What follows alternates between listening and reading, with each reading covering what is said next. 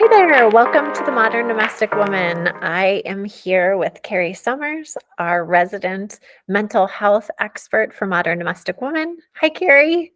Hi, I'm happy to be here talking about one of my favorite topics.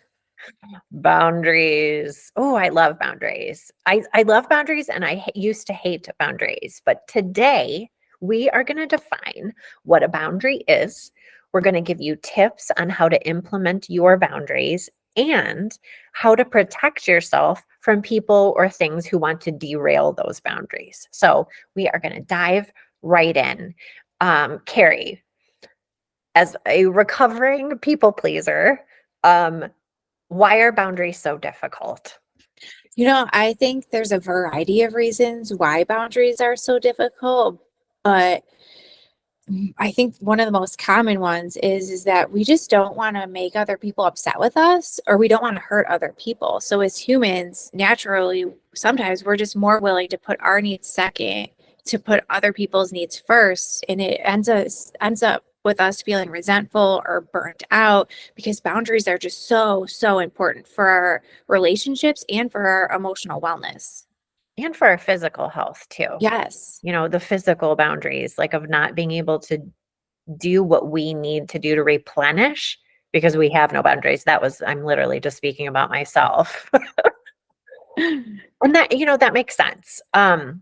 So what are some common reasons why people don't honor your boundaries?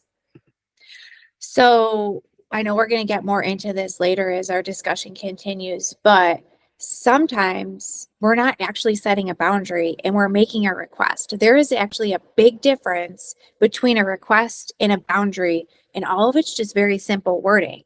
But I do find in session with clients is that they're like, my boundary isn't working. This isn't working. It's because they're actually making a request. And we're going to get into that later, the difference between a request and a boundary and how to actually set an appropriate boundary. Okay. So what types of boundaries are there? Because I can think of 1,000 in my own life that I have already implemented, but I think when people think about boundaries, they just think about relationship boundaries. But our entire life is a constant battle between to our time. And I think that as women, we just want to do all the things, please all the people from, maybe our kids to our parents, to our siblings, to our friends, to our work. I mean, the list goes on and on. So, what kind of boundaries are there? Yeah, there are definitely relationship boundaries, boundaries that we set with our friends, boundaries that we set with family members, boundaries that we set with our kids. But we can also set boundaries on time. We could set boundaries on physical and personal space. We could set boundaries with work. We can set emotional boundaries. I mean, the list continues. Wherever you're feeling burned out in whatever domain in life, you can appropriately set a boundary. We even set boundaries with ourselves. We set boundaries with our social media use. I mean, I could go on and on and on. Ooh, and you know what? You just made me think of something really good because how do we know when we need to set a boundary? Like, and I'm a huge proponent now about listening to my body, Yes. because I feel like my body lets me know, you know, red flag, or it's like that listening to your gut. But how do you know when you need to set a boundary? I do you think that's a great question? I think that even kind of piggybacks off of our last conversation when we were talking about slowing down, because slowing down gives you the opportunity to have more of that body awareness. Like I just feel so fatigued and tired all the time. I feel frustrated all the time. I am resentful towards going here and going there. I feel rushed. I feel, when it is negatively affecting your emotional wellness in some capacity, that I think is a huge sign that yes, there needs to be a boundary set. I love that. Yeah. And it's all about, we don't listen to our bodies enough. And I think that's a huge indicator of that something could potentially be going wrong that we can kind of correct a little bit and be a little bit more calm in our day. So let's get to the meat and potatoes. How do we set a boundary? Yeah, so a boundary, believe it or not, is actually our second course of action. Our first course of action should depending on the situation, right, should normally be your request, right? So I have clients all the time. They're like, my boundaries aren't working. You're probably making a request and setting a boundary, but sometimes we just don't know necessarily the difference, right? So, want to talk about requests? Yes, let's talk about requests because sometimes I don't know what the difference is between a request and a boundary. So can you give me like an example? Yeah. So a request is when we ask somebody to change their behavior. So, and they may or may not do so, right? So an example of that may be, um, would you mind speaking more calmly to me? Right? Because they have a choice. Well, you are, well, yeah, maybe they are, or maybe they're not. But request is something that we're giving the ball and putting it in someone else's court in order to change their behavior. But unfortunately, we don't have any control over it. It's non enforceable. Hmm. Okay. So then tell me what the boundary would look like in that Yeah. scenario. Yeah. So, meanwhile, when we set boundaries, we're making it very clear what we will and will not tolerate.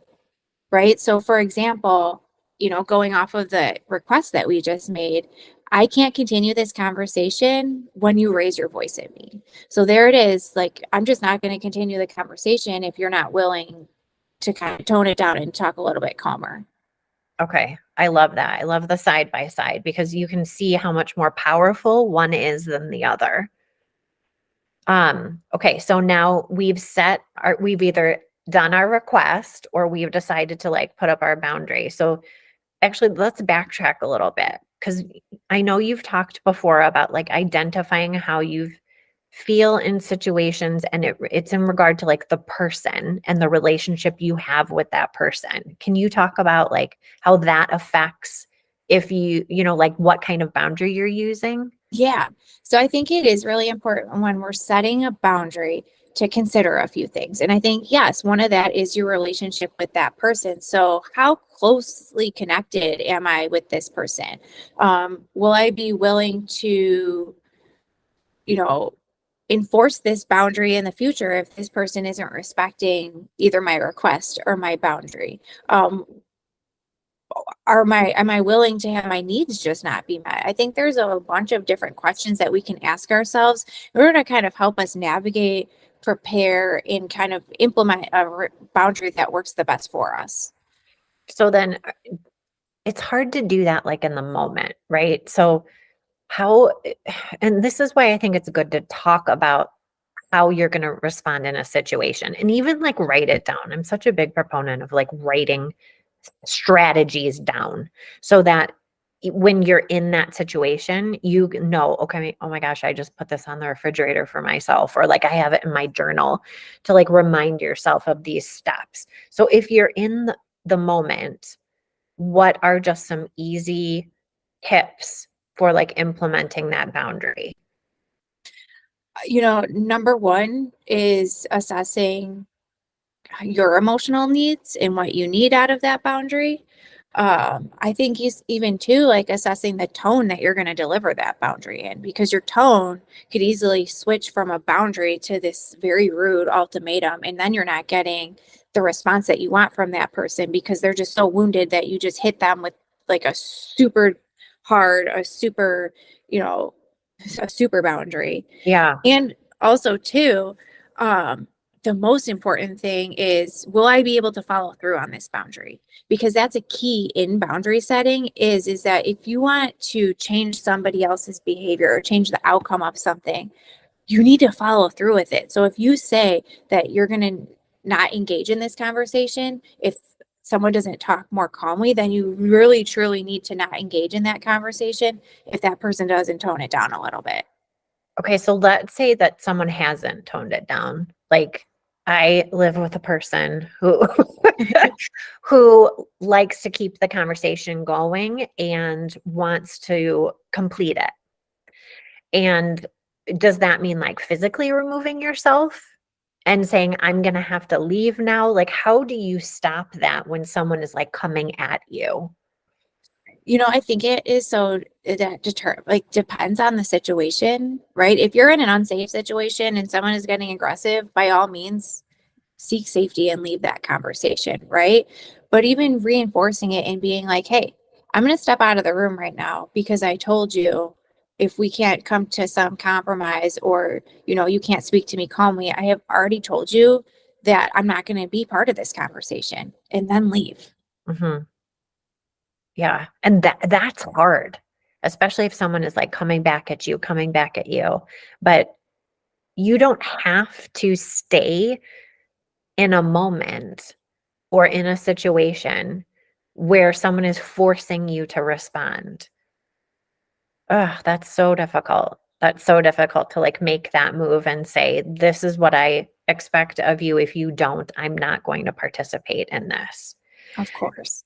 So, you've made your boundary clear, and that person is not, either they reciprocate and the outcome is positive, or they don't and you remove yourself from the situation. So what is something that you can do to recover? Because honestly, when I first started implementing boundaries, I had such guilt when I would implement the boundary. Like, I knew that that was best for me, but afterwards I felt like guilt and like shame and this replaying of the whole scene in my mind, thinking this person's not going to care about me anymore, or they're going to think that I don't care about them.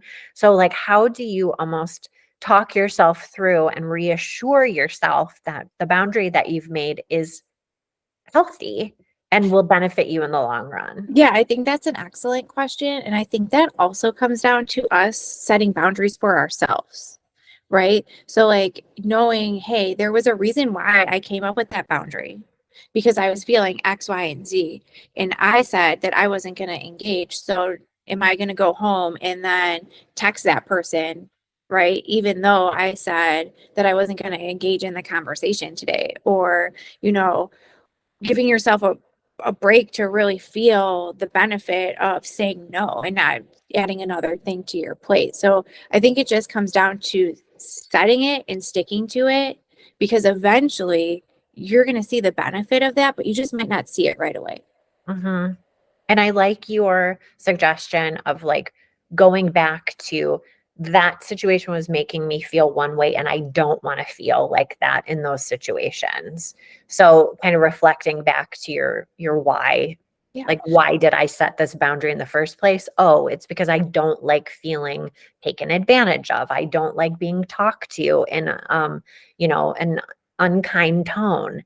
So, I think it's important to sit in that feeling after setting the boundary, and but also not, sabotaging yourself and then, like, going and re-engaging, you know? Yes.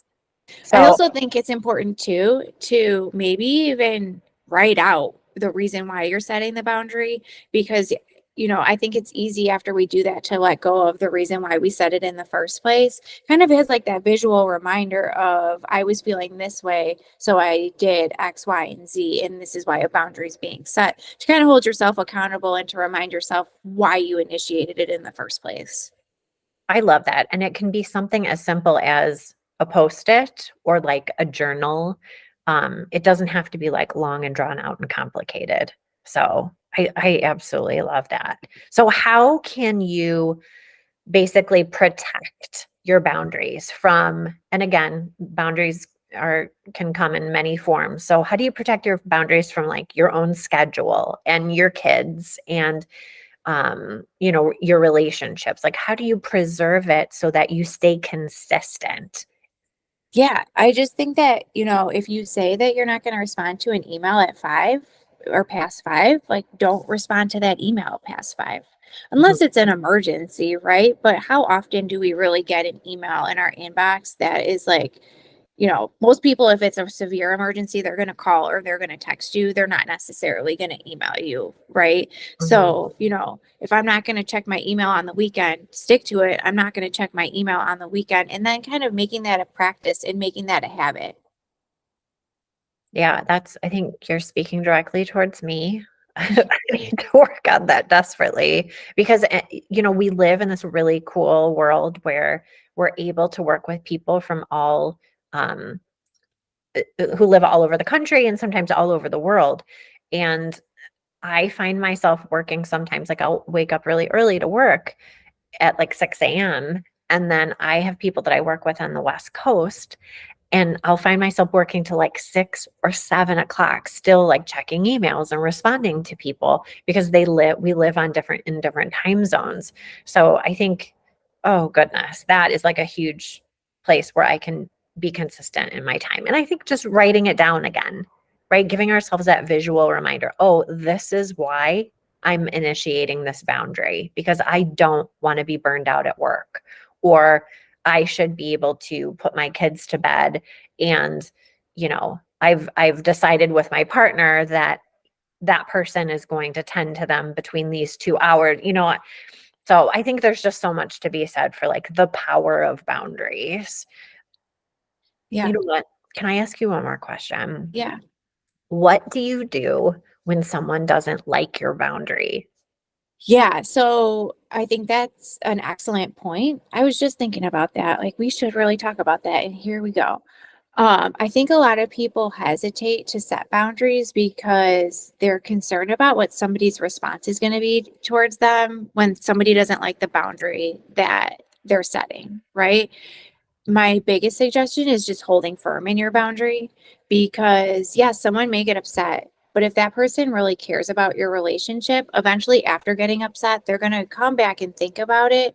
And again, if they respect you and care about your relationship, they might be upset, but they're going to respect it and they're going to learn to accommodate it and they're going to change their behavior. And eventually things will get a little bit better, but nobody likes change, especially in a relationship where like you have your different patterns or your communication style, then you're trying to go in and change it. That can cause a little bit of conflict and confrontation. So I think just like sitting in that uncomfortableness and trusting the process and being like, okay, I acknowledge that that person didn't like this, but I need this for myself. My boundary that I'm making is understandable. So hopefully they just kind of, either go home and process it and think about it, or eventually, if they want to continue a relationship with me, make the adjustment that is necessary. Is there just one tip that you can give to like end the conversation? That seemed to be an area, like a pain point for me, where I presented my boundary and said, whatever it might be, please don't speak to me, in a raised voice. Um, is there something you can say just to like reaffirm, you know what, I asked you not to do that. So so that you can like leave the situation? Or do you like suggest that people just say, okay, you know what, you haven't done what I asked you to do. I'm going to have to leave. It's like, what's your Yeah. exit? Here it is. What's your exit strategy? What is the exit strategy? I mean, sometimes no means no, and you don't need an exit strategy, right? I think it depends on the situation, but also too being like, hey, I understand that what you just heard is difficult. I understand that maybe it's uncomfortable that I just did set a boundary with you. However, this is something that means a lot to me, and it's something that I really need.